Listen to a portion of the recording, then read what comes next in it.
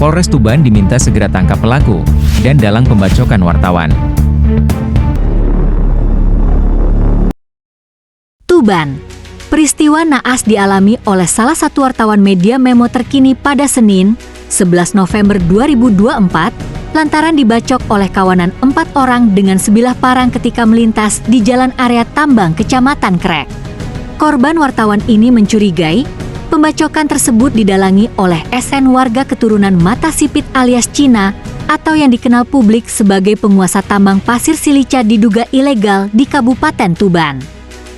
Pasalnya, 4 kawanan orang itu merupakan anak buah alias preman yang ditugaskan SN untuk menjaga aktivitas penambangan pasir silica diduga ilegal yang ada di Kecamatan Krek tersebut. Entah masalahnya apa, ketika saya melintas di lokasi tambang milik SN, tiba-tiba ada 1 orang dengan motornya menghadang laju mobil saya.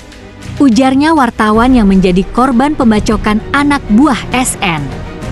Namun, saat wartawan media turun dari mobilnya bersama salah seorang wartawan lain, muncul lagi 3 orang yang membawa sebilah parang. 3 orang tersebut langsung menghempaskan parangnya ke tubuh saya secara membabi buta, terutama ke bagian kepala saya, dan saya menduga jika orang tersebut anak buah SN, ungkapnya. Sementara, akibat dari pembacokan yang dilakukan oleh 3 dari 4 orang yang diduga orang SN tersebut, tim investigasi awak media ini harus dibawa ke rumah sakit untuk menjalani perawatan intensif dan diketahui sampai saat ini masih belum sadarkan diri usai menjalani operasi kepala. Terkait peristiwa ini, pihak media tersebut sudah melayangkan laporan ke Polres Tuban dan berharap laporan tersebut segera ditindaklanjuti dan menangkap para pelaku dan juga dalang pembacokan tersebut.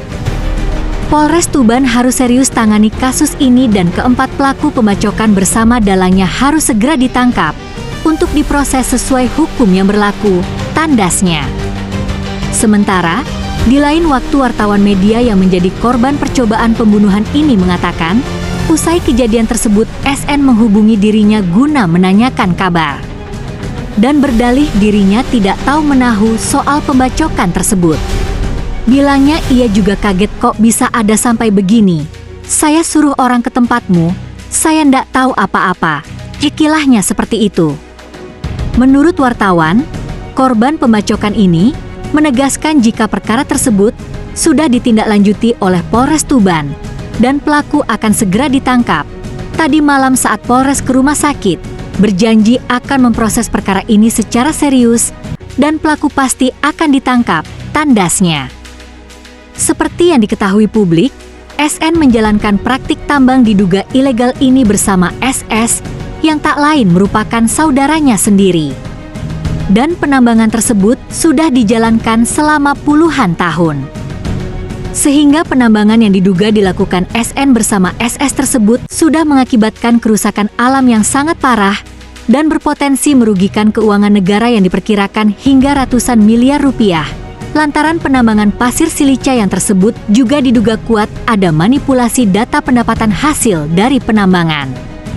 Dalam perkara itu, tentu sudah melanggar pasal 17 ayat 1 JO serta pasal 89 ayat 1 dan 2 UU nomor 18 tahun 2013 tentang pencegahan dan pemberantasan perusakan hutan.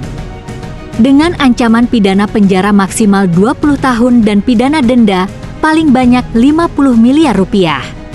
Selain itu, penambangan yang dilakukan SN ini juga diduga melanggar pasal 98 dan atau pasal 109 Undang-Undang No 32 tahun 2009 tentang perlindungan dan pengelolaan lingkungan hidup. Ancaman penjara paling lama 15 tahun dan pidana denda maksimal 15 miliar rupiah.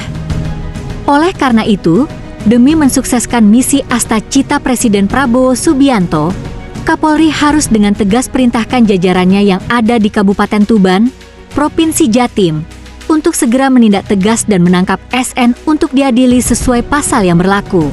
Sumber berita Krisna Newscom.